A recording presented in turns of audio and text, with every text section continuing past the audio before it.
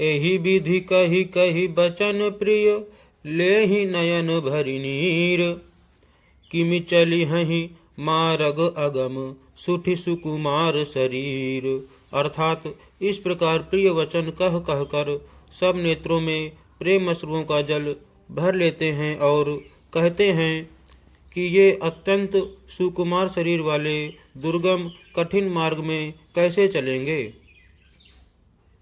नारी स्नेह बिकल बस होहि, चकई सांझ समय जनु सोहि।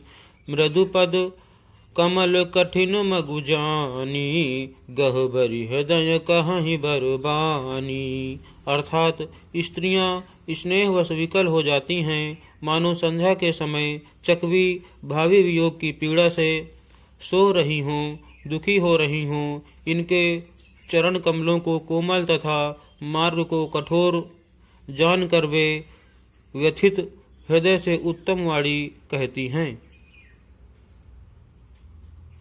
पर सत मृदुल चरण अरुणारे, सकुचति मही जिमि हृदय हमारे।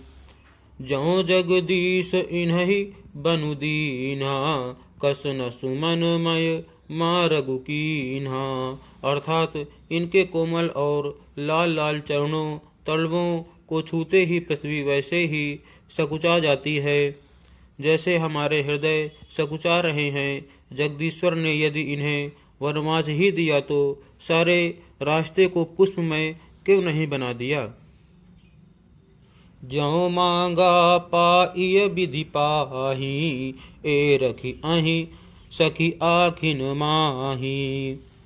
जे नर नारी न अवसर आए, तिन्ह सिय राम न देखन पाए। अर्थात यदि ब्रह्मा से मांगे मिले तो हे सखी, हम तो उनसे मांग कर इन्हें अपनी आँखों में ही रखें। जो स्त्री पुरुष इस अवसर पर नहीं आए वे श्री सीताराम जी को नहीं देख सके। सुनि सुरूप बूझहि अकुलाई, अब लगी गए कहाँ लगी भाई।